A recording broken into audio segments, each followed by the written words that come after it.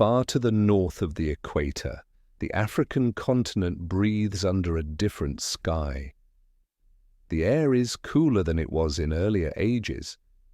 Rains fall less often, and when they do, they gather in new ways, carving channels, feeding temporary lakes, and painting bands of green where before there was only open savanna or dusty woodland. Across eastern Africa, the great rift valleys stretch from horizon to horizon. Basalt cliffs catch the morning light.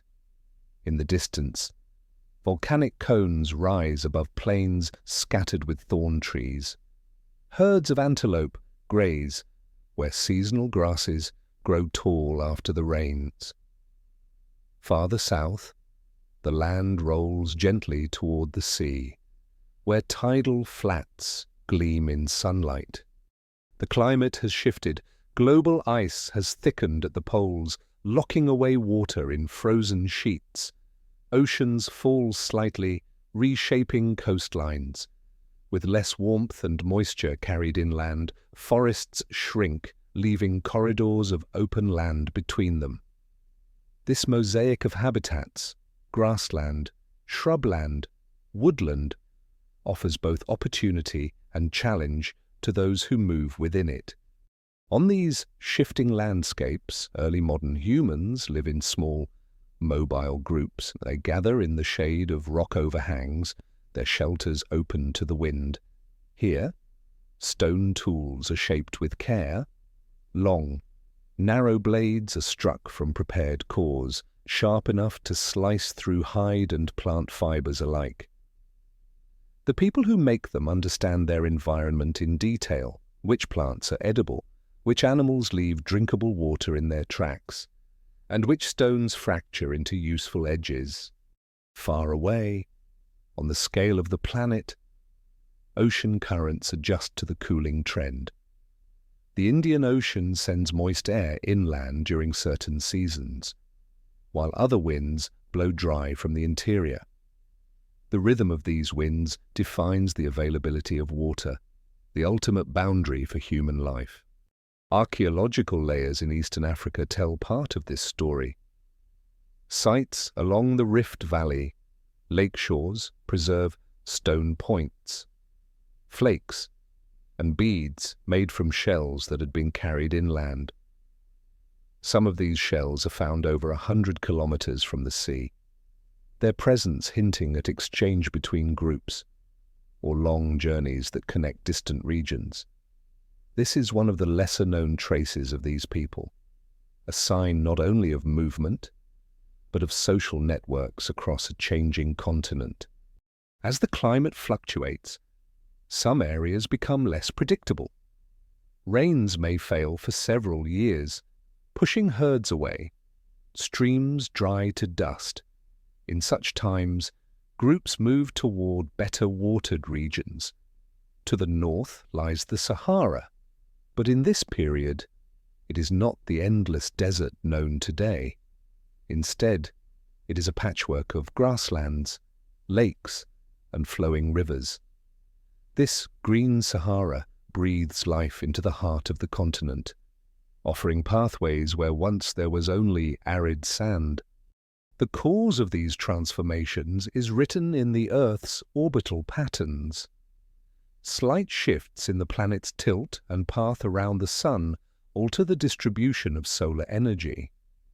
Monsoons grow stronger during certain intervals, pulling tropical rains deep into the desert.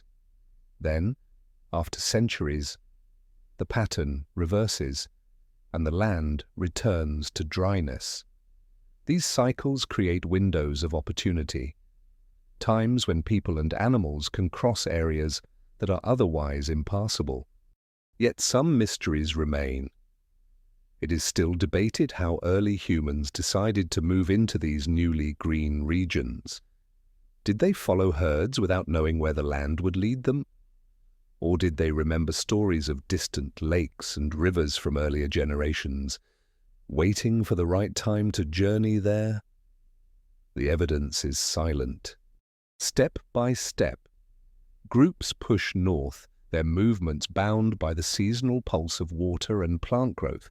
They may remain in one valley for several years, returning to familiar shelters and tool-making sites, then shift to another when conditions change. The pattern is flexible, adapted to landscapes that are never truly constant. They watch the behavior of animals. Herds of gazelle leave trampled paths to waterholes. Birds arrive in great numbers with the onset of the rains. Even the flowering of certain shrubs marks the shift in seasons. This awareness allows people to plan, not with written maps, but with memory, shared knowledge, and an unbroken link between observation and survival. In this vast setting, the scale of migration is immense. A path from the equatorial highlands to the northern Sahara covers distances greater than from Paris to Moscow, yet on foot, with the slow pace of gathering, hunting, and raising children. Such a journey may take many generations. Each movement is measured, each choice shaped by what the land offers. Far above, the night sky holds a map they cannot write down, but may still know. Stars wheel overhead in their seasonal arcs, marking the time of rains, the return of certain plants, the arrival of migratory birds.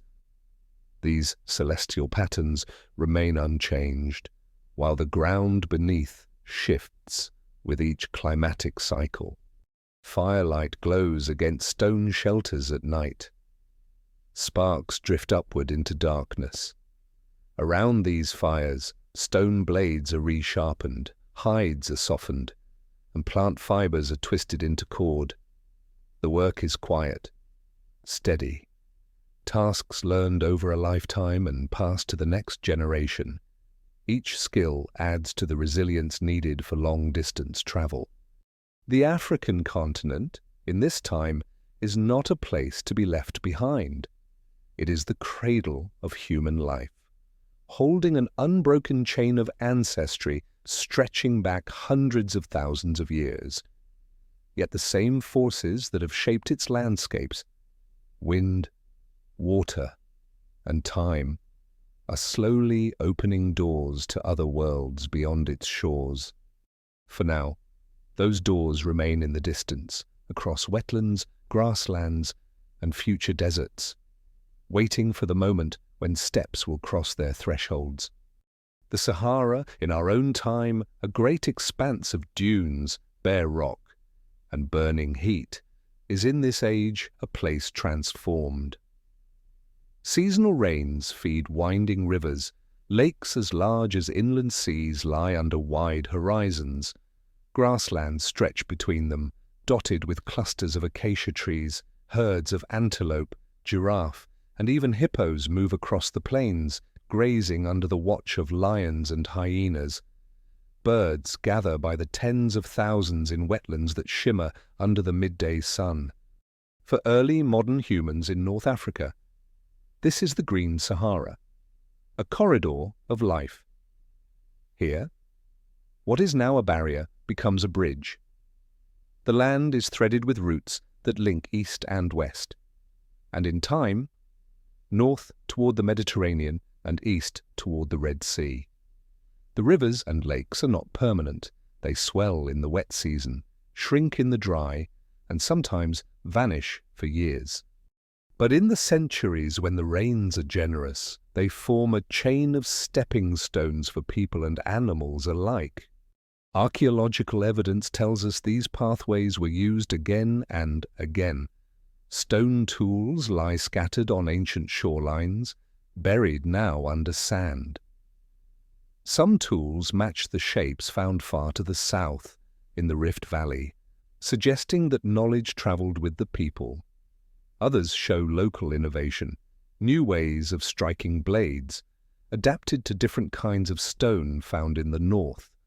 One lesser-known trace comes from engravings on rock outcrops. Could these depict cattle, antelope, and fish carved into stone when those animals were still present here?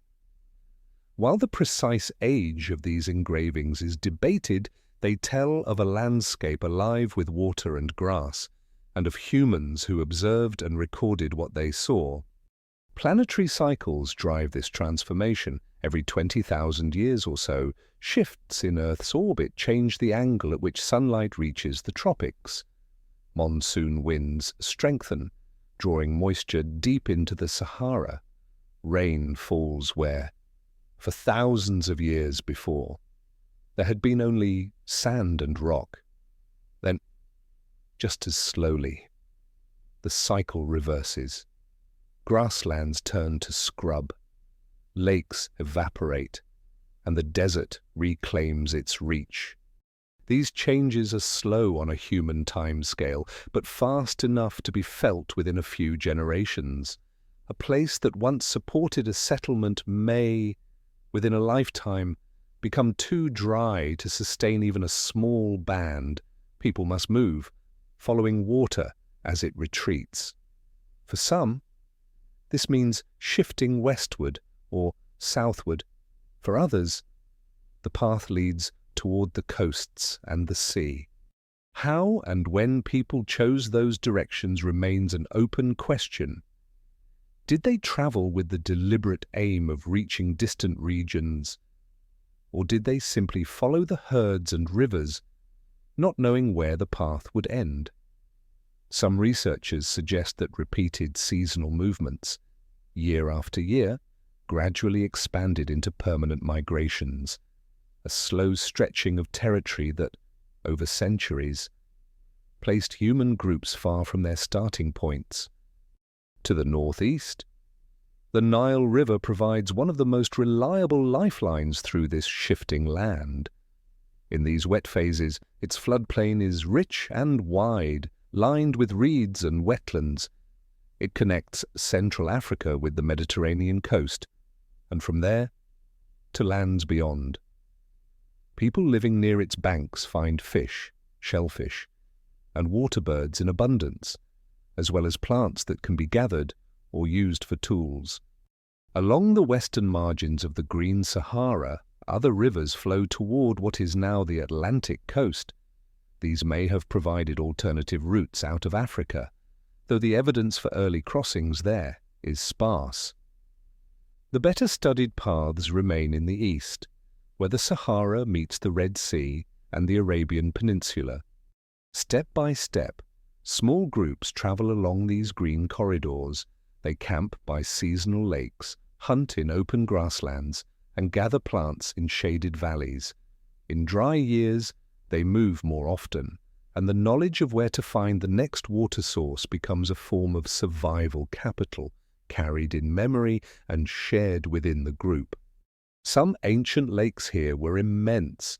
Lake Mega Chad, for example, once covered an area larger than modern Germany. Shorelines from that time are now high above the desert floor, silent evidence of a wetter world. The sheer scale of these water bodies is a reminder of the planetary processes at work, rainfall patterns shifting over thousands of kilometers, shaped by the tilt and orbit of Earth itself. In this age of the Green Sahara, animal migrations link distant regions. Wildebeest and gazelle move north in wet seasons, then south as grasslands fade. These paths, known to predators, are also followed by humans. In tracking animals, people also track the seasons, and in doing so, they move ever closer to the edges of the continent. It is here, on these shifting frontiers between desert and grassland, that the story of leaving Africa first gathers momentum. Each movement northward, each crossing of a new river or plain, brings groups within reach of coastlines and narrow straits. The paths through the Green Sahara do not end here, but they guide the first steps toward lands beyond sight. Yet there is uncertainty. We still do not know whether every wet phase of the Sahara saw such movements. It may be that only some cycles aligned with favorable conditions further north or east. A green corridor is not enough on its own. The lands ahead must also be able to support life. The precise combination of climate windows, coastal resources, and navigable routes remains a matter of research and debate. As centuries pass, the rains begin to falter again, lakes shrink, rivers run shallow, and grasses turn to dust. People adapt. Some remain in pockets where water still flows, while others retrace their steps southward. But a few, perhaps already near the coasts, choose another path to follow the shorelines, where tides and currents provide food, and where narrow crossings may one day lead to a new world. The Sahara, once green, will return to its dry expanse. But for those who passed through it at the right time, it was not a barrier. It was a gateway. The people who move across these varied landscapes do not go empty-handed. In every camp, in every stop along their journey, tools are shaped, sharpened, and repaired. Stone is the material of choice, abundant, durable, and able to take a keen edge. In earlier times, the tools of their ancestors were mostly simple flakes struck from a core. These worked well for cutting meat or scraping hides, but they were limited in shape and reach. Now, in this later period of the Middle Stone Age, toolmakers have refined their craft. They prepare the stone carefully before striking, shaping it so that long, narrow blades can be removed in a single, precise blow. These blades can be hafted into wooden handles to make spears, knives, or composite tools, increasing their usefulness. Archaeologists find such blades scattered along lake shores, riverbanks, and ancient coastal dunes. Some are made from fine-grained rocks like chert or obsidian, which fracture predictably. Where such stones are not found locally, their presence tells of movement or exchange. A piece of obsidian found hundreds of kilometers from the nearest volcanic source is a quiet but powerful clue, evidence that people carried valuable materials over long distances or traded them between groups. These tools are more than simple implements. They are part of an adaptive strategy that allows humans to survive in new and changing environments. A finely made point can bring down a gazelle from a safe distance. A scraping tool can turn a fresh hide into clothing against the chill of desert nights or the damp of coastal fog. With such tools, people can take advantage of a wider range of resources, reducing the risk of scarcity.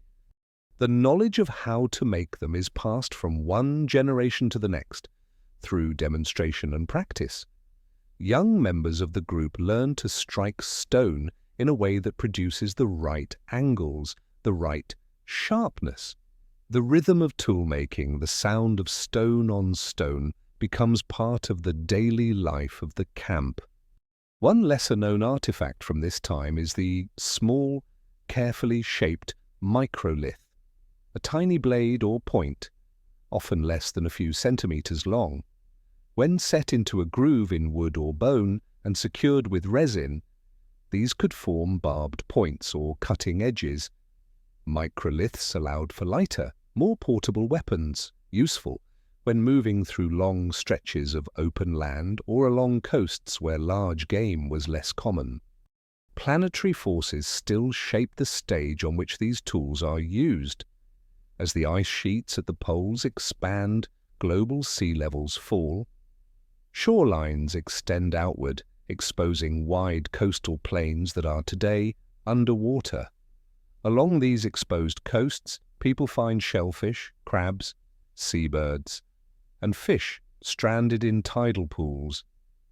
These are reliable resources, less dependent on rainfall than inland plants and animals. The ability to exploit coastal foods may have been a decisive advantage for the groups that eventually left Africa. Some mysteries remain about the pace of this technological change. Were new tool types invented in one place and then carried outward by migrating groups?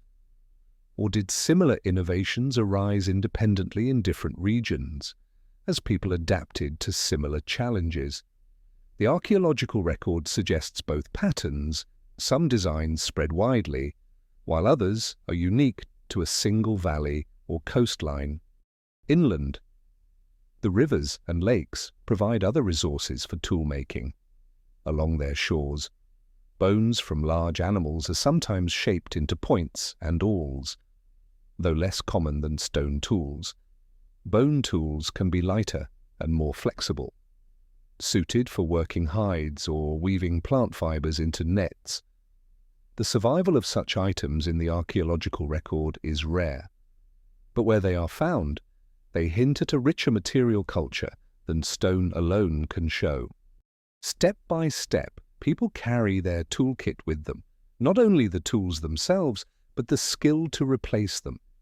This mobility of knowledge is as important as mobility of body.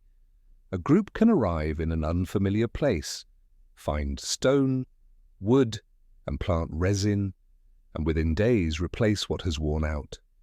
Along the eastern coast of Africa, archaeological sites reveal dense scatters of stone blades mixed with the shells of marine mollusks.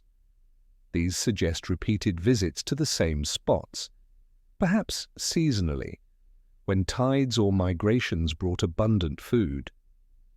The combination of marine and terrestrial resources allowed for a more stable food supply, a stability that, in turn, supported exploration and movement. The refinement of tools also changes how people interact with their surroundings. With better cutting edges, plant fibers can be processed into rope or baskets, making it easier to carry gathered food. Spears with stone points allow hunting from a safer distance, reducing risk. Smaller, lighter projectiles extend the range of the hunter. Each improvement, small on its own, adds to a broader capacity for survival. These advances do not erase the dangers. A sudden shift in climate can still empty a region of game. A drought can still shrink rivers and lakes to a fraction of their former size. But with better tools, humans can respond more flexibly, moving farther, exploring new habitats, and using resources that were once out of reach.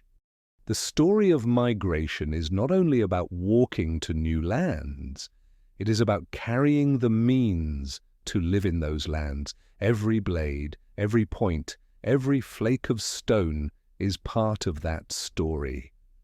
They are the quiet companions of the first journeys beyond the African homeland, lying now in the dust, waiting for the day when their makers' paths will be traced again. In the centuries to come, these tools will be found far from their places of origin, on Arabian shores, in the valleys of South Asia, and beyond. Each discovery will be a reminder that the journey outward was not only a movement of bodies, but of ideas and techniques, carried hand to hand across thousands of kilometers. And as the next stage of the journey begins, the blades are ready. Along the eastern edge of Africa, the land meets the Red Sea in a long arc of coastline. Here, tidal flats and rocky shores alternate with beaches of pale sand. The sea's surface shifts from deep blue to green with the shallows, revealing coral reefs just below. Waves break gently over the outer edge of the reef, their foam dissolving into the still water of lagoons. For early modern humans moving toward the continent's northeastern tip, the coast offers both guidance and sustenance. It is a boundary that can be followed without fear of getting lost, always leading in one direction or the other. It is also a constant source of food. Shellfish pried from rocks, seabirds nesting in cliffs, fish caught in the shallows when the tide falls away. Archaeological sites along this route preserve heaps of shells, sometimes several meters deep. These shell middens are the accumulated remains of many visits, perhaps over decades or centuries. They record the times when people gathered here, feasting on mussels, oysters, and limpets. They also revealed the skill needed to harvest the sea's resources, the knowledge of tides, seasons, and safe foraging grounds. One lesser-known clue to these coastal journeys comes from tiny beads made of seashells, pierced and worn smooth. Some are found far from the shore, carried inland along the same routes as stone and obsidian, whether worn as ornament, marker of identity, or both.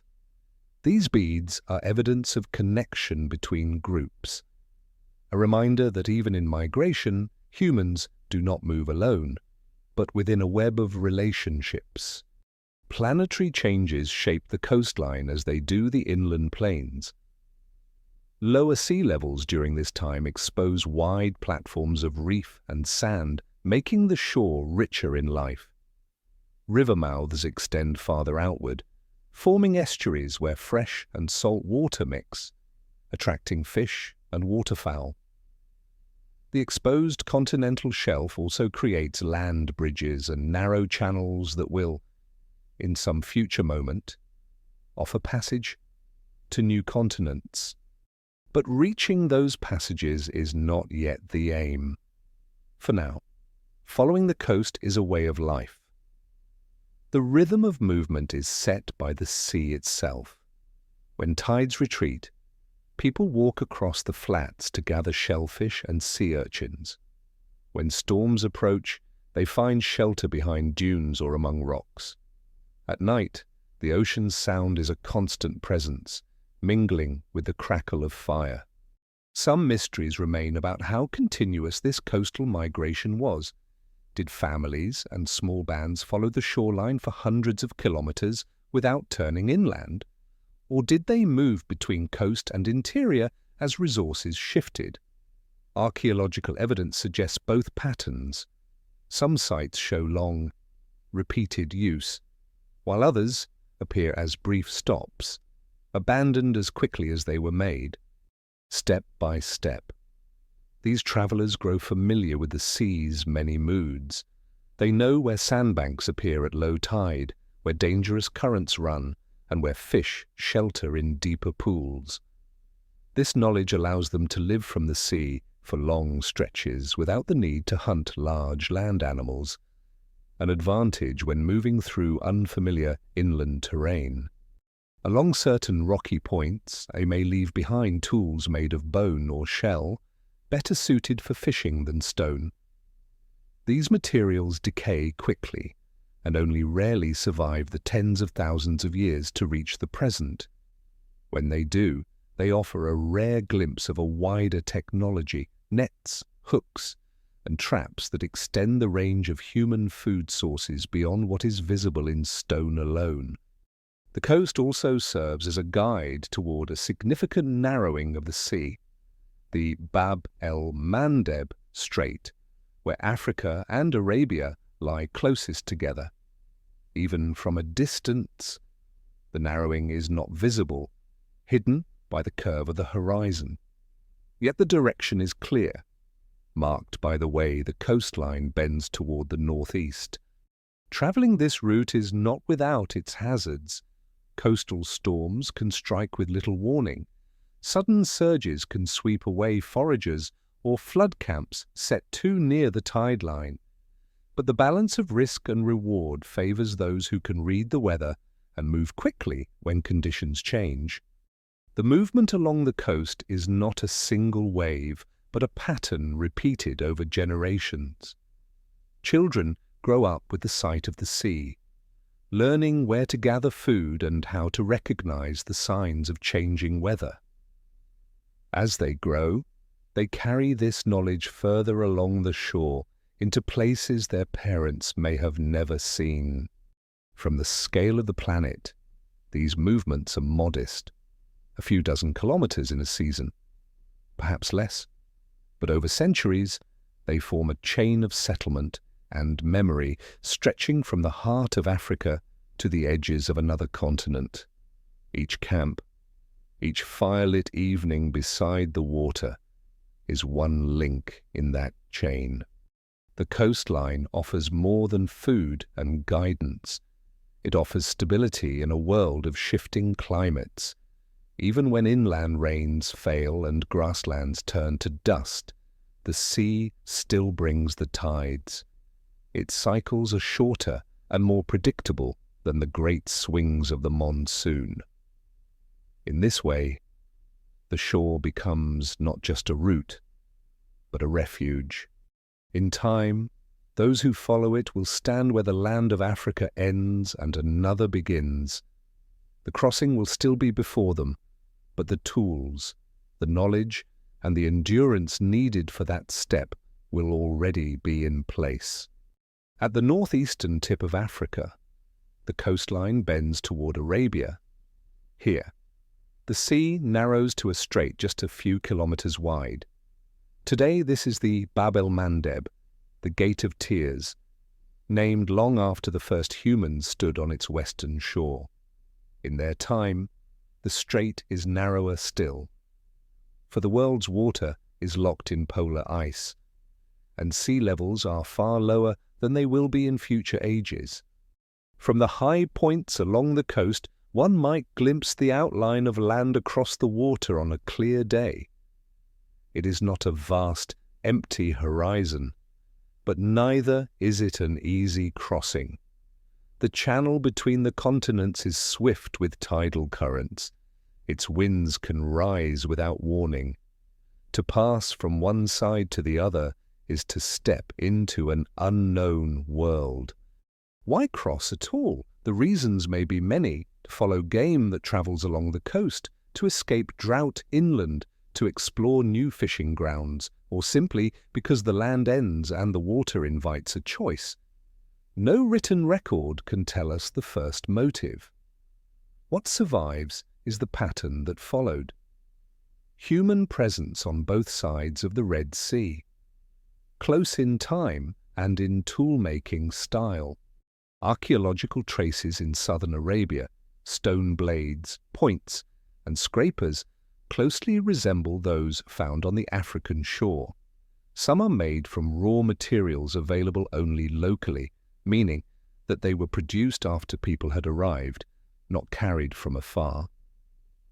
This is one of the lesser-known clues to the crossing, that tool-making adapted quickly to the new stone, yet kept the same techniques. On the planetary scale, this crossing is small and less than the width of many great rivers, but in human terms, it is immense. It is a break from the familiar landscapes of Africa into a continent that no ancestor has called home.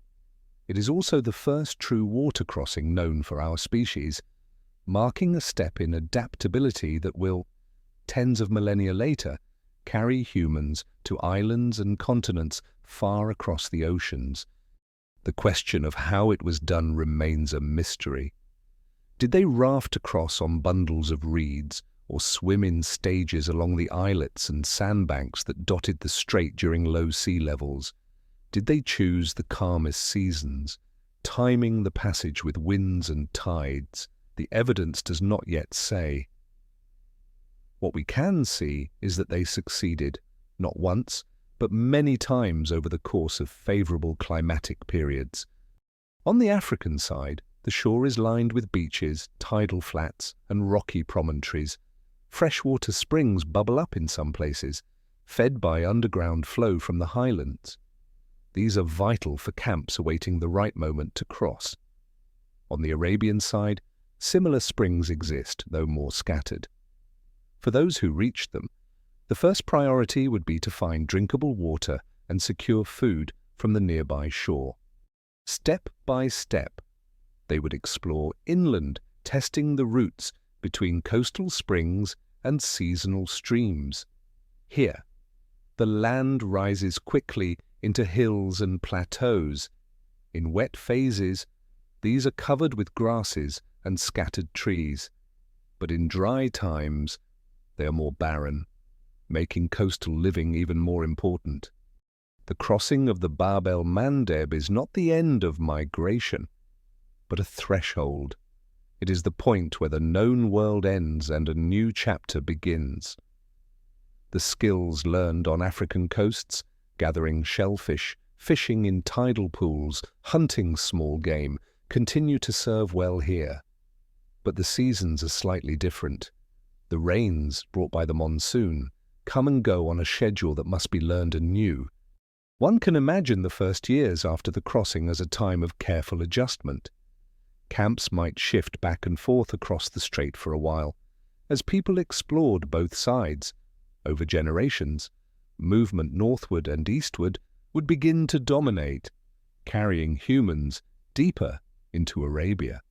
On this scale, the distance to the next major water barrier is vast. From the Bab el-Mandeb, the coasts of Arabia stretch thousands of kilometers toward the Persian Gulf and the Indian Ocean. Inland, valleys and dry riverbeds offer seasonal pathways, some of which will one day lead all the way to the mountains of Iran and the plains of South Asia. This small crossing also has genetic echoes. Modern DNA studies reveal that nearly all non-African humans share ancestry from populations that left Africa in this period or shortly after. It is a sign that this threshold was not crossed by just a few isolated individuals, but by groups large enough to leave a lasting mark on all who came after. And yet, there may have been earlier crossings in wetter phases before 70,000 years ago by groups that left no surviving genetic legacy. Stone tools in Arabia older than this suggest the possibility, but if they came, they either died out or were absorbed into later populations. Their story, like the details of their passage, is largely lost. For those who did succeed and endure, the Bab el-Mandeb was both an end and a beginning. It closed the chapter of living entirely within Africa and opened the vast, unwritten expanse of Eurasia. The waves break on the shore as they always have, the tide rising and falling under the pull of the moon. The narrow sea lies between two continents, but for the first time, both hold the footprints of our kind. On the southern coast of Arabia, the air grows heavy before the summer rains arrive. Far offshore, clouds form over the Indian Ocean, drifting steadily toward land. These are the breath of the monsoon, the great seasonal winds that have shaped this coastline for millennia. In this age, the monsoon is strong. When summer comes, warm air over the land rises, drawing moist winds inland. The first storms break suddenly, soaking the dry soil, filling the gullies and hollows. Within days, slopes, once bare, are covered in green shoots. Seasonal streams, wadis, carry water down from the hills. Small pools form where rock holds the runoff, becoming watering places for both animals and people. For the humans who have crossed the Bab el-Mandeb Strait, this cycle decides where they can live and when they can move. During the wet months, families travel inland to take advantage of fresh pasture and wild plant growth. They camp near springs, building shelters of branches and grass, their entrances turned away from the prevailing wind. Here they work hides into clothing and bedding, sharpen stone points for hunting gazelle and oryx, and gather seeds, tubers, and fruits that ripen in the brief abundance. As the weeks pass, the rains begin to fade. The grass yellows, the pools shrink, and the wadis slow to a trickle. By the time the dry season arrives, inland water becomes scarce. The people then return to the coast, where the tides and the reef provide a steadier food supply. Fish, shellfish, seabirds, and the occasional stranded turtle keep them fed even when inland land is bare. One lesser-known piece of evidence for this movement comes from the stones themselves. Tools found far inland are often made of raw materials that exist only near the southern coast, fine-grained flint and quartzite from specific hills. This suggests that people carried not just finished tools, but also the unshaped stone to new camps, ensuring they could make replacements far from the source. It is a reminder that mobility means more than walking. It means carrying the means to survive in the next place. The monsoon cycle is a product of planetary forces. It is driven by the contrast between the heating of the land and the sea. And over thousands of years, its strength shifts with Earth's orbit and tilt. At its strongest, it pushes rains far into the Arabian interior. In such times, what is now the Rub al-Khali, the empty quarter, becomes a land of rivers, lakes, and grasslands. Archaeological sites in those areas reveal stone tools, hearths, and animal bones from these wetter phases, showing that people lived deep within the peninsula. When the monsoon weakens, the green retreats, travel inland becomes dangerous as waterholes dry and pastures vanish. The interior is abandoned, and life focuses on the shore. Along the coasts, the monsoon still brings change, storms at sea, shifts in the tides, and the seasonal arrival of certain fish and birds. But these cycles are shorter and more predictable than the centuries-long changes inland. A mystery remains about the routes people took between coast and interior. Some archaeologists suggest a fixed annual circuit, returning to the same inland camps each wet season, then to the same coastal camps in the dry. Others believe the routes varied, with groups shifting to wherever rains had fallen most strongly. Both patterns could have existed at different times, depending on the stability of the climate. Inland, during the green months, life is brief but abundant. Gazelle herds pass through, their tracks pressed deep into the damp soil. Birds migrate in great flocks, stopping at the pools to drink. Plants flower quickly, then set seed before the soil dries. Humans make use of all of these, hunting, trapping, gathering, and storing what they can. Along the coast, the sea acts as the anchor of survival.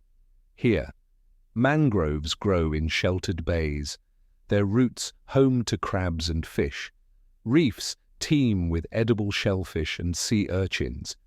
Fish can be driven into shallows with nets or caught in tidal traps built of stone.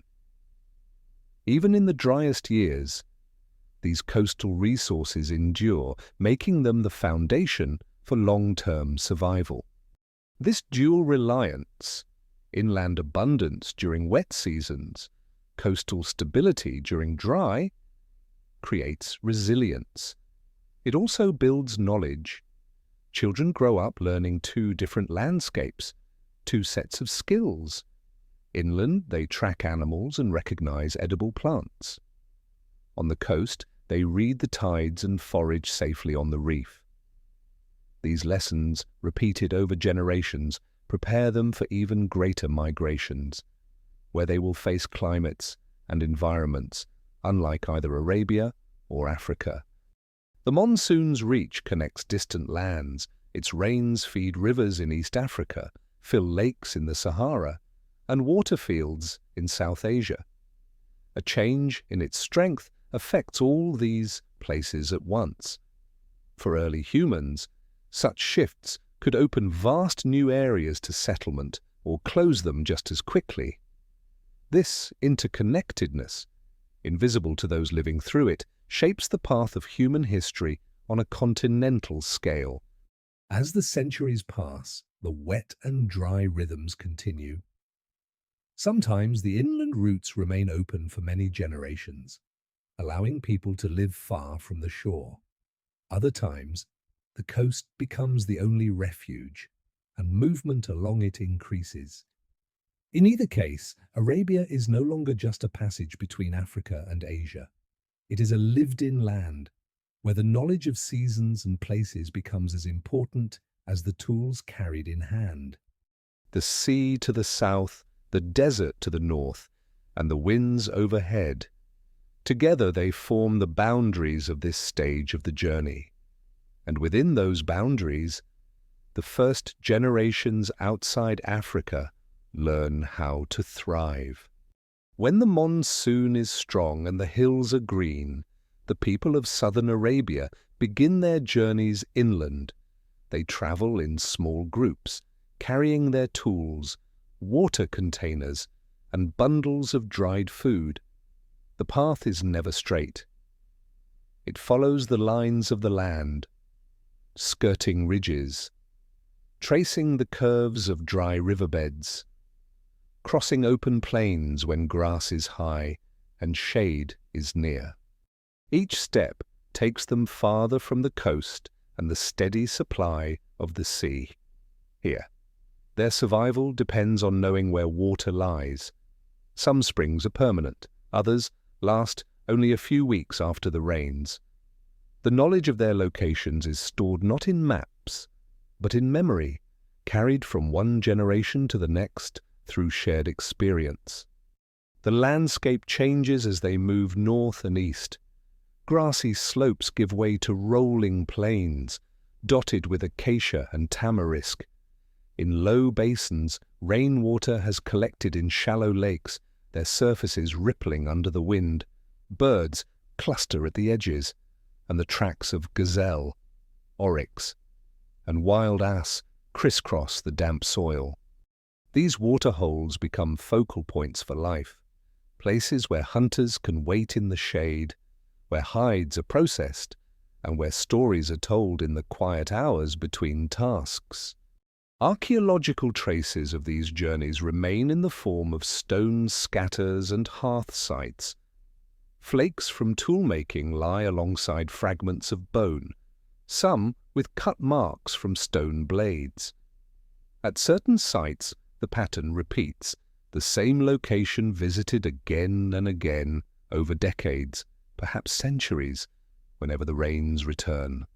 One lesser-known type of evidence comes from fossilized pollen preserved in ancient lake sediments. These grains, viewed under a microscope, reveal which plants grew here in different periods. In wetter phases, pollen from grasses, reeds, and fruit-bearing shrubs dominates. In drier times, desert plants and wind-blown dust take their place. This record confirms what the stone tools suggest, that human presence in the interior was tied closely to the cycles of climate. On the planetary scale, the interior of Arabia in this age is part of a connected belt of seasonal grasslands that stretches across northern Africa and into southwest Asia. When the monsoon and other climate systems align, this belt allows movement over thousands of kilometers without crossing a true desert. It is a corridor of life, linking distant regions into a single, if shifting, ecological zone. Travel inland is slow. Groups may move only a few kilometers each day, stopping often to gather food or repair tools. Children and elders set the pace, and the need to rest animals or carry water limits the distance covered between camps. A journey from the southern coast to the northern reaches of the peninsula could take many months, broken by long stays in favorable places. Mysteries remain about how far these early inland journeys reached. Some archaeological sites in central Arabia suggest deep penetration into the interior, while others show that groups stayed close to the southern and western highlands. It is possible that the extent of travel varied between wet phases, depending on how widespread the rains were in any given cycle. Along the way, the groups adapt to new hunting strategies. In the open plains, long-range throwing spears work best for antelope. Near lakes and streams, smaller game and birds can be trapped or netted. Fishing may also occur where rivers run deep enough, using sharpened bone or wooden points. Plant gathering shifts too, from coastal shellfish and seaweeds to inland tubers, fruits, and edible seeds. The movement inland is not only about finding food and water, it also opens paths to new regions. From the central plateau, routes lead north toward the Fertile Crescent and east toward the Persian Gulf. Each wet phase creates the potential for connection between populations separated by hundreds of kilometers. Yet these journeys carry risk. If rains fail early or a spring dries unexpectedly, the group must turn back or face hardship. Some seasons may end with a hasty retreat to the coast, abandoning inland camps and caches. This unpredictability demands constant observation while watching the sky, reading the ground, noting the behavior of animals that sense change before humans do. In places where the route has been used for many years, the signs of human presence accumulate. Stone circles mark ancient hearths. Middens of bones and shells grow at favored camps. Occasionally, a lost tool lies where it fell decades earlier, its edges dulled but its shape still clear. Such objects are the anchors of memory, proof that the path has been walked before and will be walked again. From above, if one could see the movements over centuries, the roots would appear as shifting threads, weaving across the peninsula. Some fade for generations when the climate turns dry, then reappear when the rains return. Others become permanent links, tying coast to interior, interior to distant lands. For those making the long walk, the scale is vast. From spring to spring, lake to lake, the distances add up to hundreds of kilometers, farther than any single lifetime's memory might hold. But knowledge is cumulative, carried by the group as a whole. Each person remembers a part of the route, and together they hold the whole chain in mind. By the time the green season ends, they have mapped the interior in their own way, not with lines on paper, but with lived experience, the taste of certain waters, the feel of certain soils underfoot, the way the wind shifts near particular ridges. This memory will guide them again when the rains return. The long walk inland is not the end of migration, but another stage in learning how to live in new lands. And as these inland journeys link to the coasts, they become part of a larger movement, one that will, in time, carry humans far beyond Arabia. From the green hills and coasts of southern Arabia, the routes northward begin to diverge and then converge again. Some hug the eastern shoreline toward the Persian Gulf, following mangroves and tidal flats. Others wind inland through high plateaus and valleys, tracing the courses of ancient rivers that now run only during wet phases. Over time, both paths reach lands that are not empty. This is the southern edge of territories long occupied by other hominin species. Human relatives who have lived here for hundreds of thousands of years before modern humans arrived. Among them are the Neanderthals, whose heartlands lie in Europe and Western Asia, but who have deep roots in the Levant and adjacent highlands.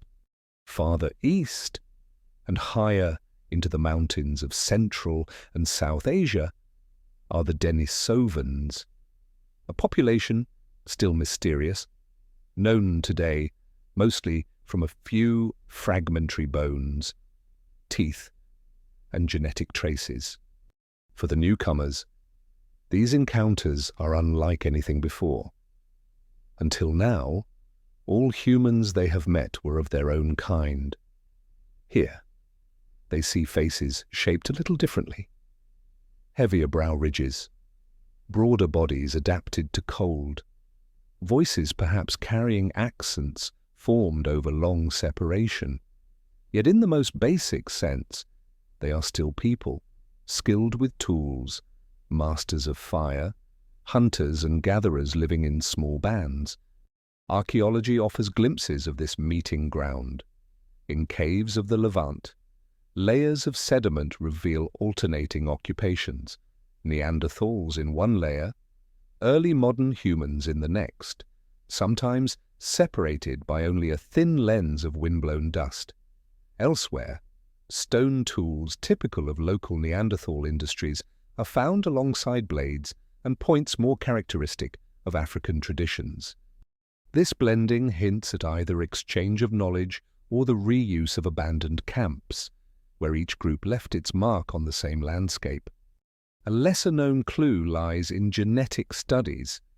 DNA extracted from Neanderthal fossils shows that they interbred with early modern humans soon after these newcomers arrived in Eurasia. Today, nearly all non-African people carry small percentages of Neanderthal DNA.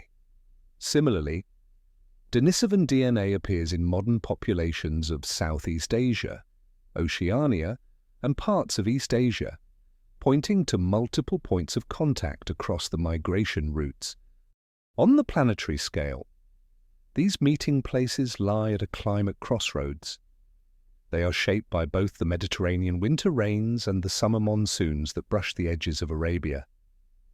This produces a patchwork of environments: coastal scrub, forested hills, river valleys, and open steppe.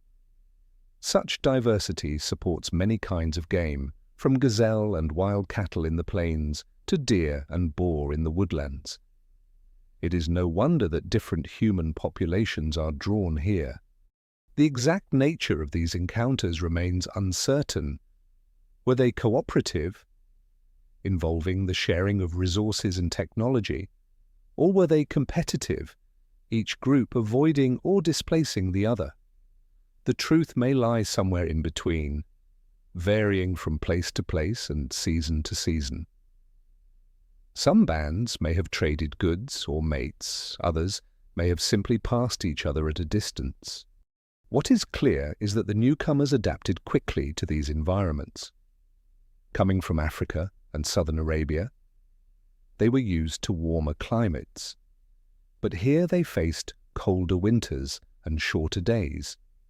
They learned, or perhaps relearned from local populations, how to make clothing from thick hides, how to store food for lean months, and how to shelter in caves or semi-permanent huts against wind and snow.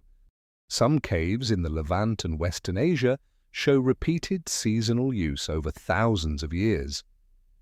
Animal bones from these sites indicate that both Neanderthals and modern humans hunted similar species, often targeting the most abundant herd animals of the region. In some cases, cut marks on bones suggest similar butchery methods, perhaps pointing to parallel traditions or shared knowledge. These contact zones were not fixed. Over thousands of years, climate shifts forced all populations to move. During colder glacial phases, ice and steppe advanced southward, compressing habitable zones and pushing both Neanderthals and modern humans into closer proximity. In warmer interglacials, populations expanded northward again, creating new frontiers for contact. From the perspective of adaptation, the exchange of genes between these groups was significant. Some Neanderthal-derived genes influence immune responses, skin pigmentation, and metabolism, traits that may have provided an advantage in the colder, more seasonal environments of Eurasia. Inheriting these traits allowed early modern humans to thrive in places their ancestors had never known. The Denisovans, though less well known, contributed similar genetic advantages in some regions, particularly adaptations to high altitude in populations of the Tibetan Plateau. These traits, passed on through generations, are living evidence of meetings that took place tens of thousands of years ago. The movement through these lands was not a single wave. Generations passed between the first arrival of modern humans and their spread across Eurasia. Some groups stayed in the Levant or southern Asia for centuries before moving on. Others may have merged with local populations, their descendants carrying both lineages forward. From a distance of time, what stands out is not conflict or displacement alone, but resilience and integration. The journey out of Africa was not into a vacant world. It was into a tapestry of human diversity, multiple species, each with their own deep history, adapting to the same changing planet. In the caves and valleys of these meeting grounds, firelight would have illuminated faces of different lineages, each carrying stories, knowledge, and skills shaped by their own landscapes. Some of those stories survive only in the patterns of DNA, but they remain part of the shared human inheritance. Beyond these first encounters lie the great open plains of Central Asia, the river systems of the Indian subcontinent, and the tropical forests farther east. The journey will continue into all of them, but it is here, in the lands where humans meet other humans, that the shape of the world's future populations begins to form. The lands of Arabia and Southwest Asia are never still. Across thousands of years, the climate breathes in long, slow rhythms, wet phases opening vast green corridors, dry phases sealing them behind walls of sand and dust. For the humans who live here, each change redraws the map of survival. In the wet periods, seasonal rivers flow through valleys that are now dry. Shallow lakes appear in the lowlands, their surfaces shimmering under a wide sky. Herds of gazelle, oryx, and wild ass gather at their shores, their tracks crisscrossing the mud. Plants sprout quickly after rain, covering the plains with grass and flowering shrubs. In these years, inland travel is easy.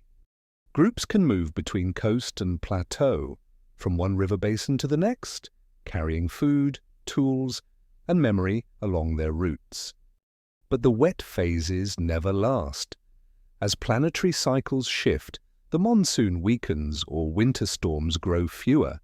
The green recedes, grasses give way to thorny scrub, then to bare soil. Lakes shrink into salt flats, their cracked surfaces glaring under the sun. Rivers break into chains of stagnant pools, each smaller than the last.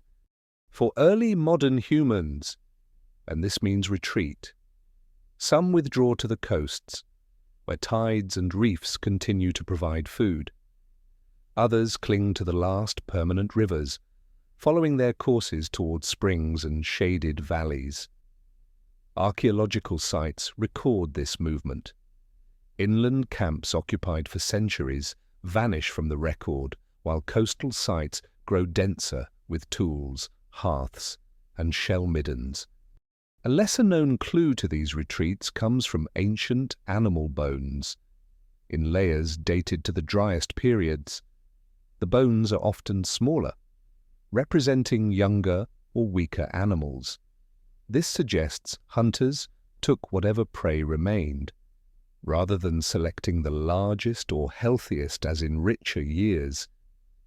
It is a quiet sign of a landscape under stress, where humans and other predators compete for limited resources. On the planetary scale, these shifts are tied to glacial and interglacial cycles. As ice sheets grow at the poles, global wind and rainfall patterns shift. Some regions become wetter, others drier, and the boundaries of deserts can move hundreds of kilometers in just a few centuries.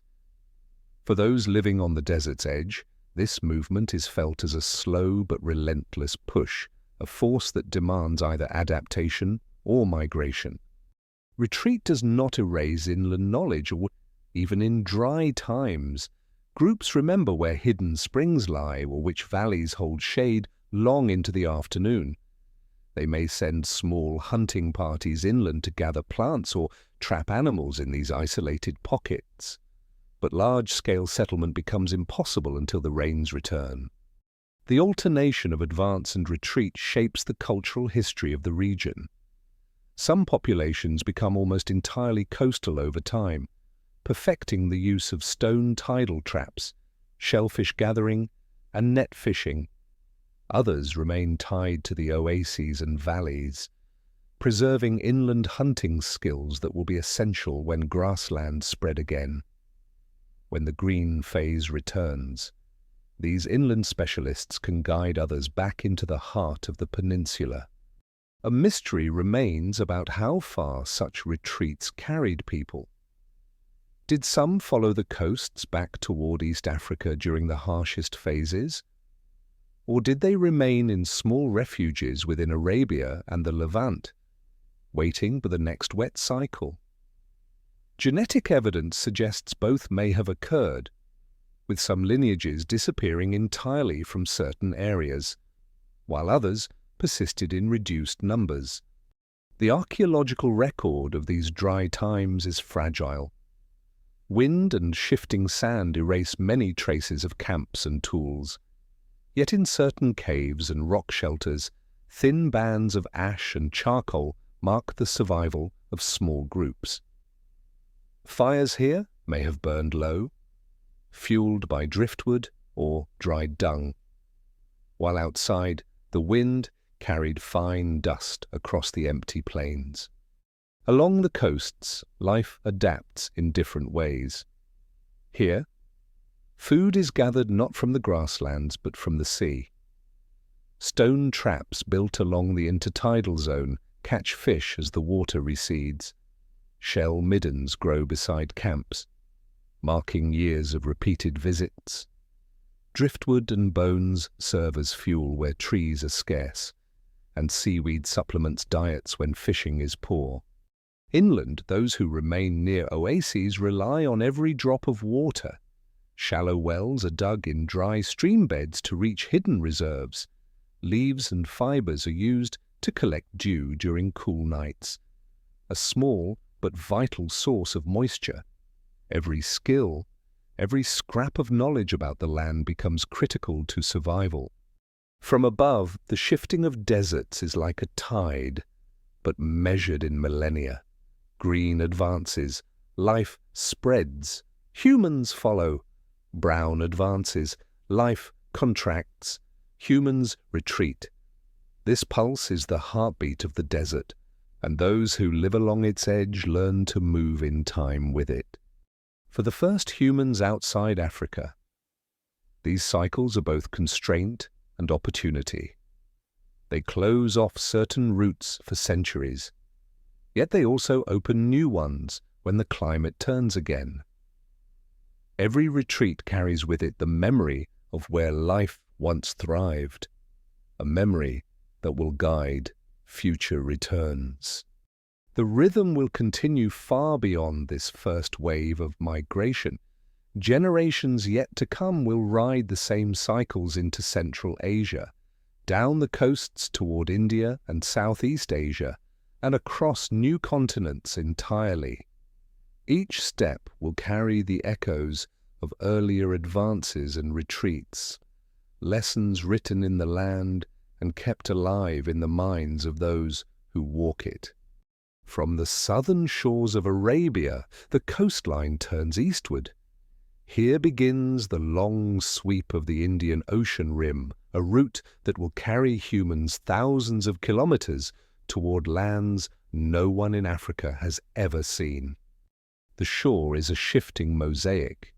In some places, cliffs rise directly from the water, their bases carved by waves into shadowed coves.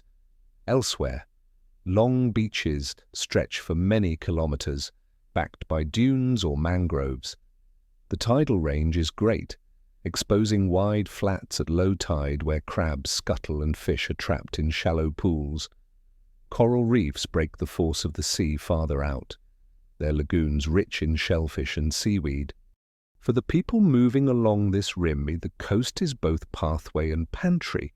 It offers direction without the need for landmarks, always keeping the sea on one side, the land on the other. It provides predictable resources, fish caught with nets or traps, seabirds nesting in the cliffs, turtles coming ashore to lay eggs in the warm sand. Archaeological traces of these movements remain in the form of shell middens, scattered stone tools, and occasional hearths built on ancient dunes. Some sites show repeated use over centuries, their layers of shells and ash marking long familiarity with the same stretches of coast. One lesser-known piece of evidence comes from shell beads found far inland in South Asia, hundreds of kilometers from the sea. Their presence suggests that coastal people and inland groups exchanged goods, either directly through travel or indirectly through trade networks. The beads, smoothed and pierced for stringing, are not merely decoration, they are signs of connection over distance. On the planetary scale, the plateaus, this coastline lies along the path of the monsoon winds. In summer, moist air flows inland, bringing rain to the coasts and sometimes deep into the interior. In winter, dry winds blow seaward, calming the waters near shore and making sea travel easier. These seasonal patterns may have guided movement, with groups traveling farther during calmer months and remaining longer in resource-rich areas during stormier seasons. The coast is not without its dangers. Cyclones can strike with little warning, bringing heavy rain, high winds, and surging seas. Steep cliffs can block movement, forcing detours inland through territory that may be less familiar or less hospitable. In some places, mangrove swamps dominate the shoreline, offering rich food sources but also swarms of biting insects and treacherous mud. Yet the advantages outweigh the risks. Compared to the inland deserts and mountains, the coast offers steadier food, easier navigation, and more moderate temperatures. Even in dry years, the sea's productivity remains. Step by step, humans follow the shore eastward. They cross river mouths on foot when the water is low, or wade through tidal channels carrying their tools and bundles above their heads. They pause at rocky headlands to fish, moving on when the local resources are exhausted. Along the way too, knowledge accumulates. Each generation learns where certain shellfish are most abundant, when particular fish species migrate, and which beaches are favored by turtles. This knowledge is shared within the group, ensuring that the same resources can be used again on the return journey or by others following the same path. The mystery of how continuous this migration was remains unresolved. Some researchers suggest that small populations moved steadily along the coast over generations, reaching South Asia within a few thousand years. Others argue for a more stop-and-go pattern, with long pauses in especially rich areas, followed by rapid movement when climate shifts opened new territory. From a distance, this slow drift eastward is part of a much larger story. The Indian Ocean Rim is not only a route into Asia, it is a link between continents. Its coasts connect Africa, Arabia, India, and eventually Southeast Asia and Australia. The same winds that shape its seasons will one day carry humans across open seas to distant islands. Archaeological sites in Oman, southern Iran, and along the Makran coast of Pakistan preserve stone tools that closely resemble those from Africa and Arabia, suggesting a shared tradition carried by migrating populations. In some cases, these tools are made from local stone, showing that people quickly adapted their methods to new materials. Inland from the coast, river valleys cut through dry hills, offering seasonal routes into the interior. Here, inland groups and coastal migrants may have met, exchanged goods, or even joined together. Such interactions would have spread both technology and genes, blending traditions into forms suited to the varied landscapes of South Asia. For those walking the rim, the horizon is constant, the endless meeting of sea and sky. But the land changes subtly with every 100 kilometers. New rock formations, different tides, unfamiliar species of shellfish and fish. Each change demands observation and adaptation. In the long view, following the Indian Ocean rim is more than migration. It is a process of learning to live in a maritime world, to depend on tides and currents as much as on rainfall and rivers. This skill, developed here, will eventually make possible the great voyages across the Pacific and Indian Oceans thousands of years later. For now, the journey continues eastward, the line between sea and land unbroken before them. Every camp, every meal taken beside the water, is another step toward lands yet unseen. From the sandy coasts of the Arabian Sea, the land opens into a region of immense waterways. Here, rivers flow from mountains so distant that their peaks cannot be seen, their snowmelt feeding the plains far below.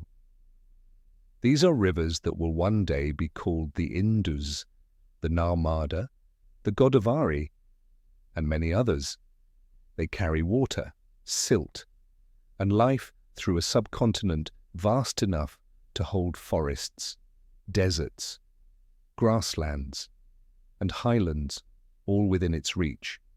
For the humans who have followed the Indian Ocean rim, these rivers are both guides and lifelines. They cut deep into the land, offering routes far inland without crossing arid ground. Along their banks grow reeds, palms, and fruit-bearing trees. Animals gather here in abundance: deer, antelope, and wild cattle at the water's edge, birds nesting in the reed beds, crocodiles basking on sandbars, turtles resting in the shallows. Some rivers run year-round, even in the dry season, their steady flow sustained by the glaciers of the Himalaya and Hindu Kush.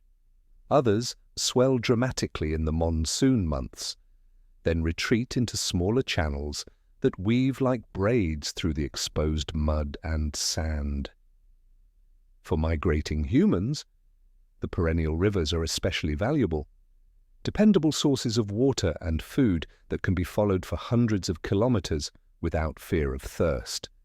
Archaeological traces show that these river corridors were occupied repeatedly over thousands of years. Stone tools resembling those from Africa and Arabia appear here, yet they are often made from local stone, basalt from ancient lava flows, quartzite from river gravels, or fine chert from limestone beds. And this shows that newcomers adapted quickly, learning the geology of each valley and reshaping their tool-making methods to match. One lesser-known window into the ancient ecology of these valleys comes from fossilized pollen preserved in buried floodplain sediments. Under the microscope, these grains reveal a shifting story. In strong monsoon periods, pollen from dense woodland trees dominates. In drier phases, grasses and scrub plants are more common. Such changes would have directly shaped human life, influencing where they camped, what animals they hunted, and which plants they gathered. On the planetary scale, these rivers are part of a vast hydrological network. They begin in mountain ranges thousands of meters high, where snow and ice store water like a reservoir. When the summer sun melts these stores, the rivers swell, carrying not just water, but nutrients that enrich the floodplains. This system links climates far apart, the high mountain snows and the tropical coasts, into a single chain of cause and effect. The rivers also serve as lines of connection between people. Groups moving inland from the coast might meet others traveling downstream from the interior. Exchanges could include stone, shell beads, foodstuffs, or simply knowledge about distant places. Such meetings, repeated over generations, would knit together a human presence across the subcontinent. The pace of inland movement remains a mystery. Some researchers think coastal migrants explored these rivers soon after arrival, moving upstream to exploit new resources. Others believe that generations lived mostly along the coasts before venturing deep inland, perhaps driven by population growth or shifts in climate. Life along these rivers is shaped by seasonal abundance. In the wet months, fish crowd the swollen channels, and migrating birds arrive in huge numbers to feed and nest. In dry months, receding waters leave behind shallow pools rich in stranded fish and edible plants. The exposed banks make travel easier, and the reduced water level allows crossings between river branches. Yet rivers bring dangers as well as gifts. Flash floods in the monsoon can sweep away camps and erase foraging paths. Crocodiles and snakes lurk in the shallows, while leopards and tigers patrol the forested banks. For early humans, constant vigilance is part of life here, even in times of plenty. Archaeological layers in some river valleys reveal long-term use of particular sites. Hearths are rebuilt in the same places over centuries. The remains of fish bones, freshwater shells, and animal bones show that diets were varied, a mix of aquatic and terrestrial foods, changing with the seasons. The rivers are more than physical routes, they are also mental maps. For those who live here, knowing the course of a river means knowing the sequence of resources it offers, the timing of its floods, and the dangers it holds. Following a river upstream can lead to cooler climates, different plants, and different animals. Following it downstream can bring one back to the coast and the sea. Over time, these river systems become highways of movement, linking regions that would otherwise be separated by difficult terrain. The western rivers lead toward the Thar Desert and, beyond it, the mountain passes into Central Asia. Eastern rivers flow toward the Bay of Bengal, opening paths into tropical forests and fertile deltas. The story of human migration in South Asia cannot be told without these rivers. They are the threads that stitch together coasts and interiors, mountains and plains, past and future. Every journey along them adds to the shared knowledge of the land, ensuring that even in times of change, there will always be a way forward. From the wide river valleys of the subcontinent, the land rises and falls into a mosaic of different worlds. Each step away from the river brings change in climate, in vegetation, in the animals that live there. For the first humans to move through South Asia, learning to cross these boundaries is as important as knowing how to follow a river or a coast. The lowlands near the rivers are warm and fertile. Grasses grow tall after the rains, and forests of sal and teak spread in wetter pockets. Here, game is abundant: deer, wild pigs, monkeys, and birds in great variety. Water is never far away, and the air holds the steady hum of insects. But to reach the next valley, the people must pass through different terrain. The hills can be rocky and dry, with thorn scrub and fewer large animals. In these zones, water is scarce, found only in shaded gullies or in pools left by recent rain. Travel here requires careful planning, knowing where to find shelter from the sun, where to dig for moisture, and which plants can be eaten raw in an emergency. Beyond the hills, other environments appear. In the west, dry scrublands stretch toward the edge of the Thar Desert. In the east, dense tropical forests rise, their canopy closing out much of the sunlight. Each presents its own challenges. Open scrub offers wide visibility, but little cover from heat or wind. Dense forest offers shade, but hides movement, making hunting and navigation more difficult. Archaeological traces show that humans did not avoid these environments. Stone tools have been found in all of them, sometimes made from local materials not found in the river valleys. This means that people carried the knowledge of toolmaking with them and adapted it to the stones at hand. One lesser-known type of site comes from caves at the forest edges.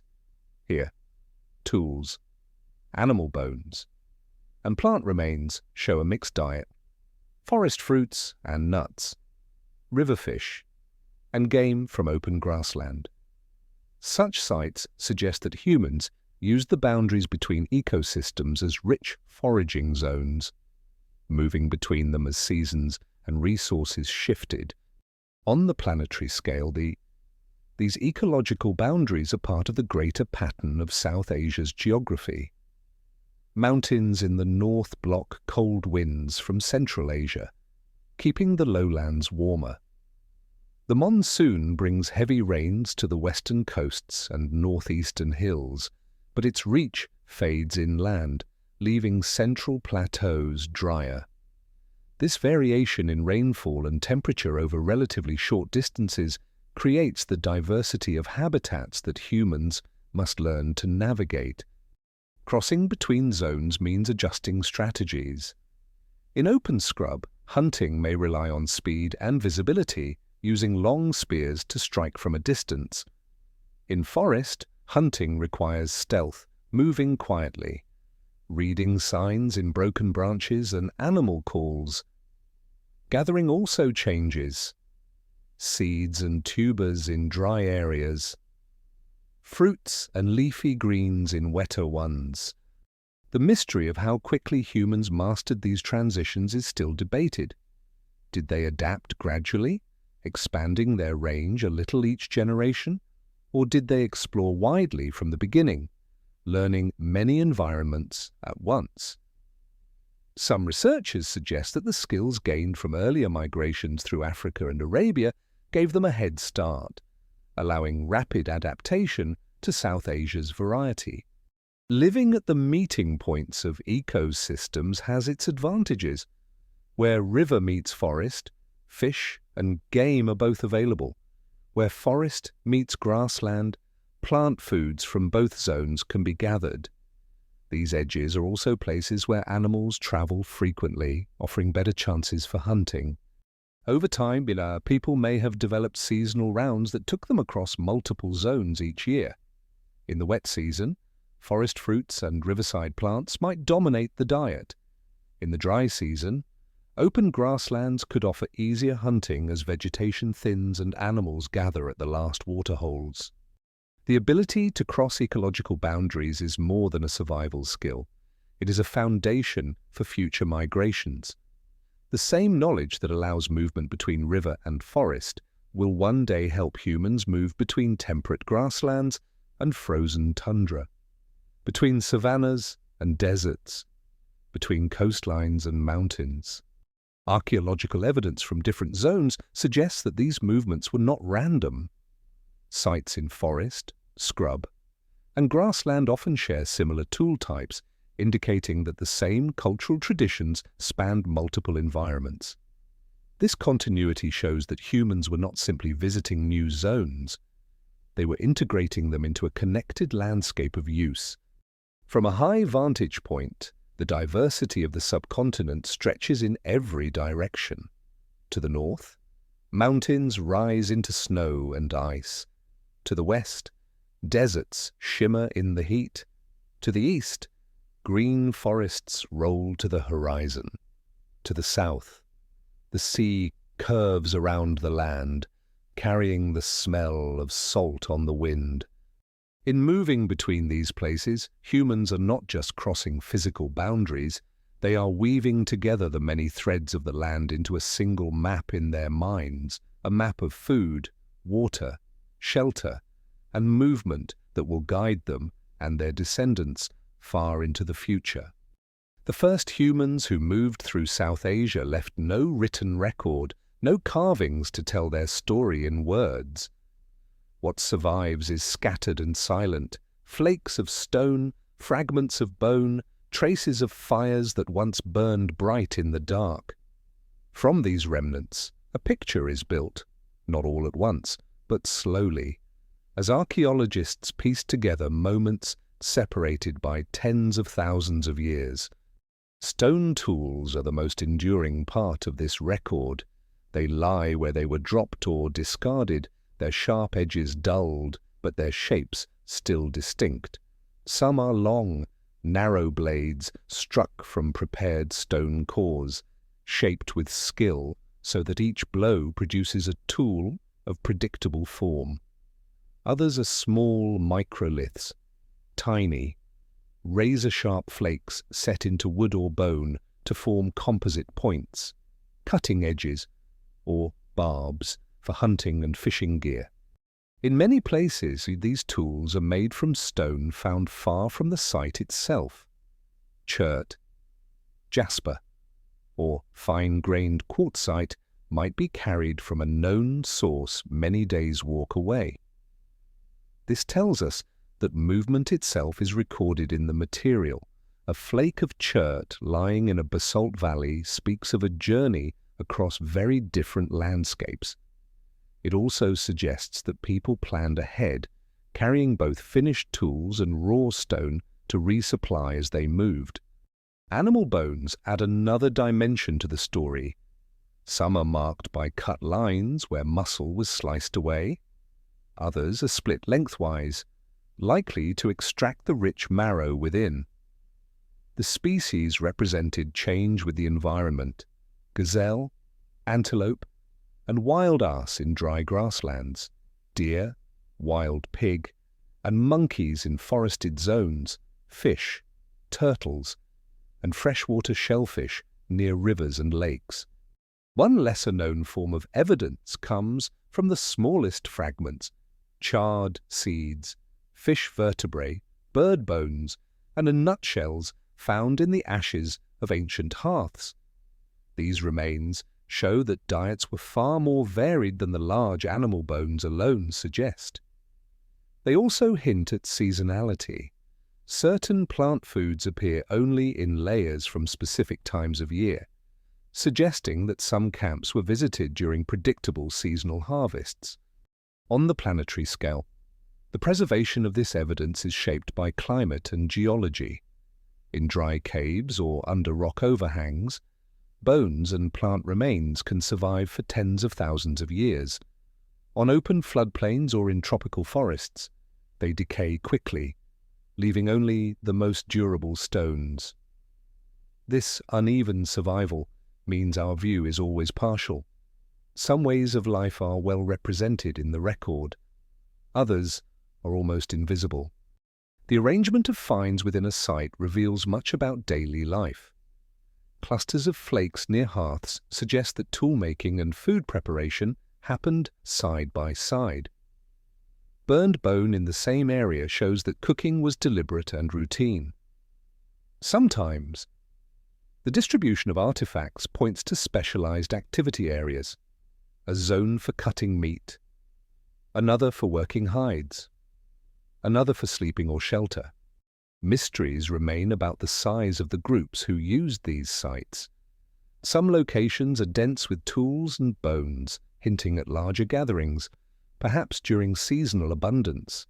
Others hold only a few scattered pieces, the remains of a brief stop by a small foraging party. Evidence in stone and bone also connects distant regions. Similar tool designs appear hundreds of kilometers apart, suggesting either a shared ancestry or contact between groups. In some cases, this similarity may have been maintained through the movement of people. In others, it could reflect the spread of ideas and techniques through indirect contact. For archaeologists, each site is like a still photograph from deep time. The position of a single blade, the scatter of flakes around it, the burned bone nearby, together, they freeze a moment that may have lasted only hours in human terms. From many such moments, a broader narrative emerges: how people chose their camps, what foods they relied on, and how they organized their work. In rare and precious cases, human remains join the record: a tooth, a fragment of skull, a long bone. Each can now yield genetic information linking the person to other ancient populations. These remains can also show the wear and tear of life. Grooves in teeth from chewing tough plant fibers, healed fractures, or signs of long-healed injuries. The combined record tells of adaptability. Humans here were not confined to a single habitat. They moved between coastlines, river valleys, grasslands, and forests, carrying both tools and knowledge. They planned their movements according to the seasons, the locations of water, and the behavior of animals. The evidence shows them not as wanderers without direction, but as skilled navigators of a varied and sometimes challenging land. And while their voices are gone, the stone and bone remain, enduring fragments that still speak of journeys taken, meals shared, and the long thread of human life stretching forward into the lands yet to be reached. From the coasts of the Indian Ocean to the river valleys of the subcontinent, and onward into forests, plateaus, and highlands, the range of early modern humans has steadily grown. Each generation adds to the collective knowledge of new rivers, new foraging grounds, and new pathways through unfamiliar terrain.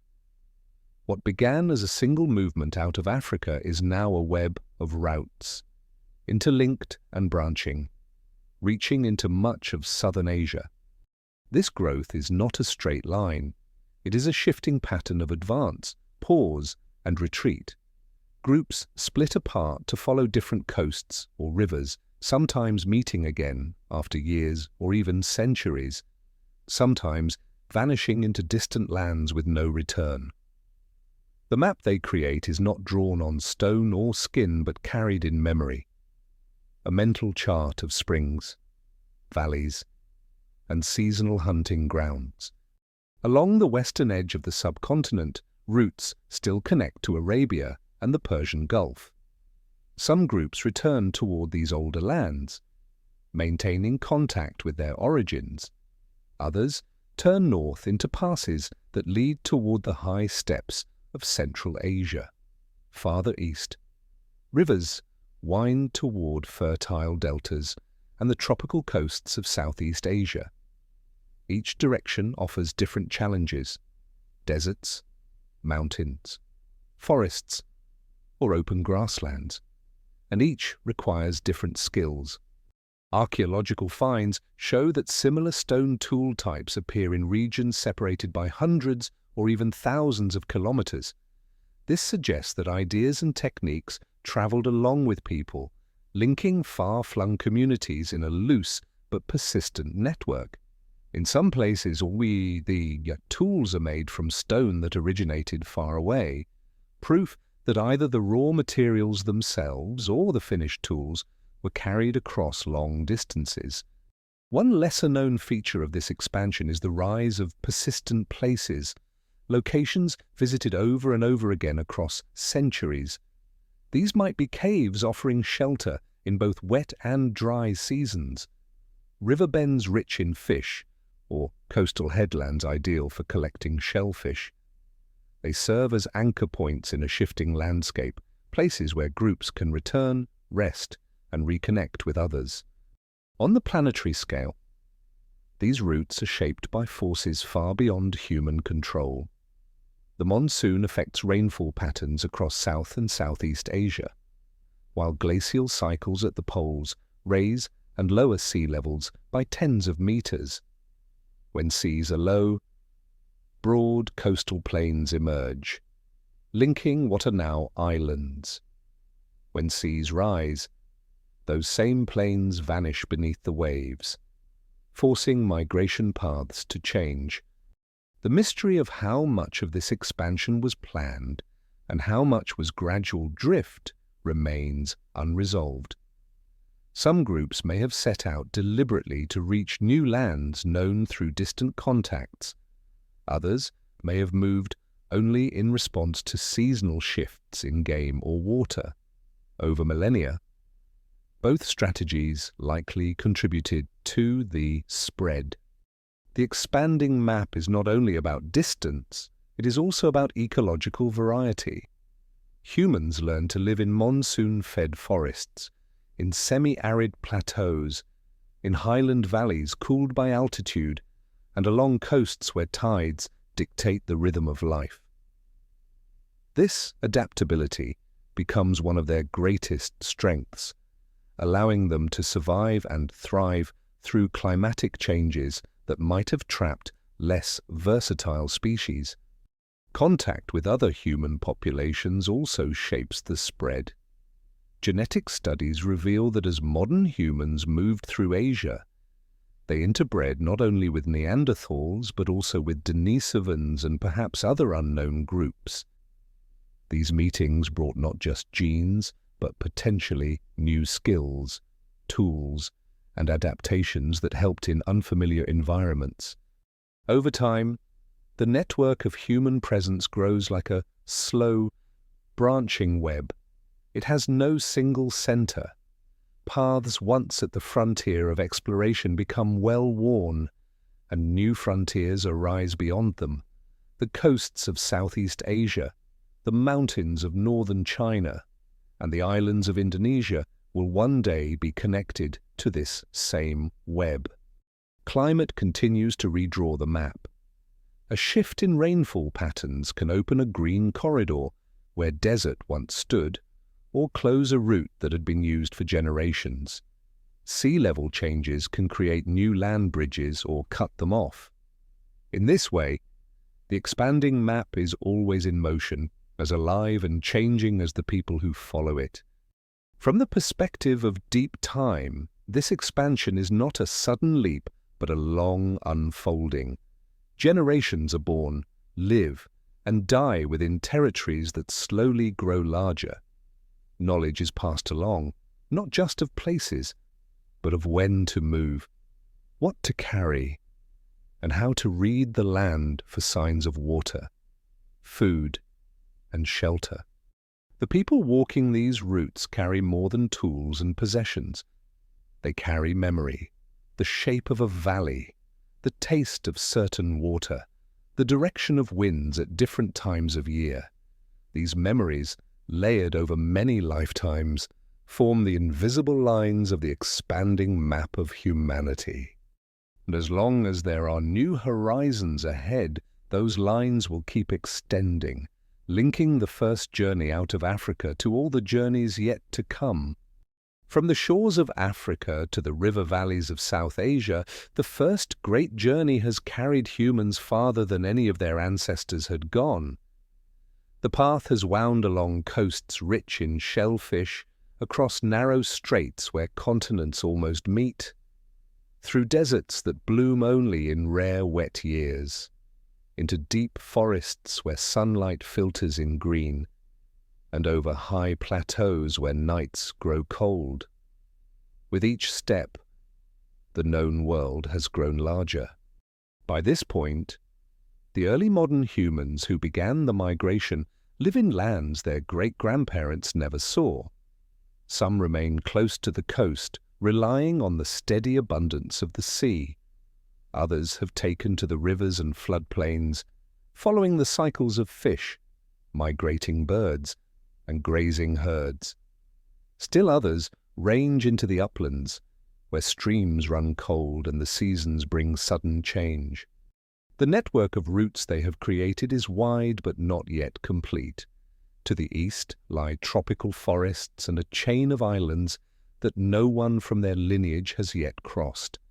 To the north stretch the open steppes and mountain passes leading toward colder lands. The choices are many, and different groups will take different paths, some remaining near their current territories, others moving onward into the unknown.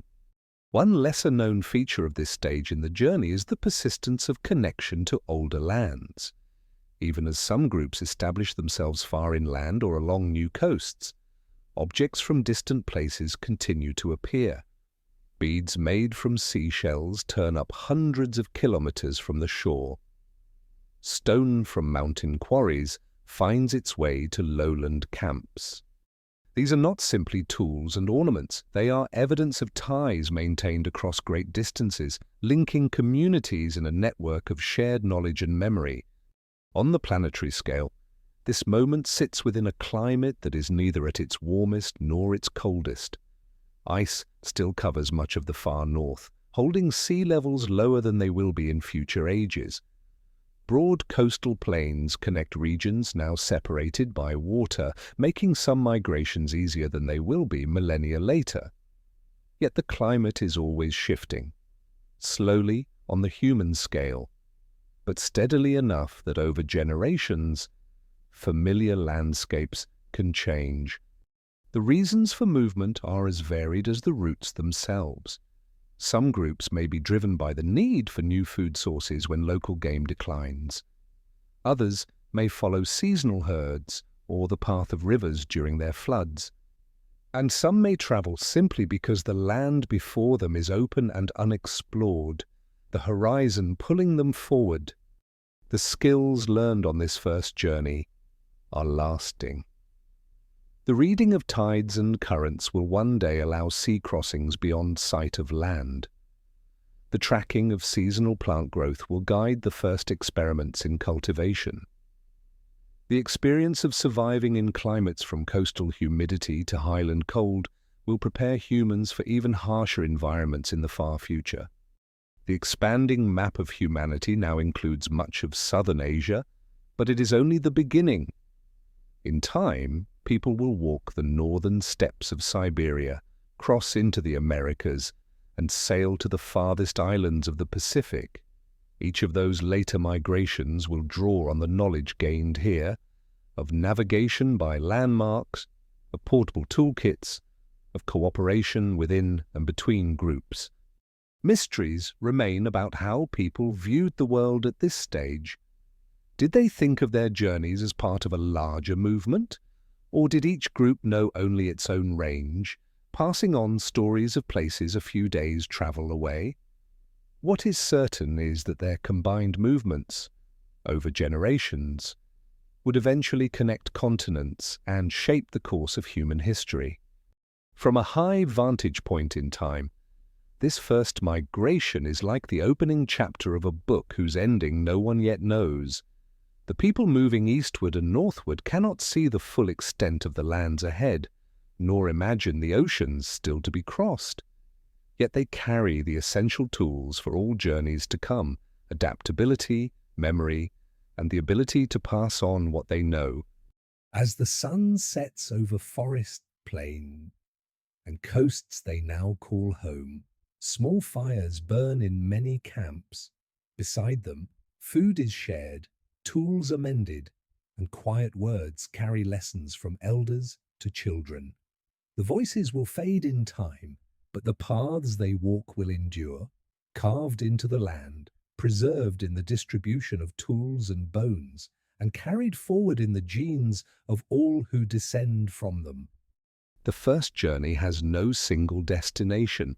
Its true legacy is movement, the willingness to step into the unknown, to make it known, and then to keep moving still.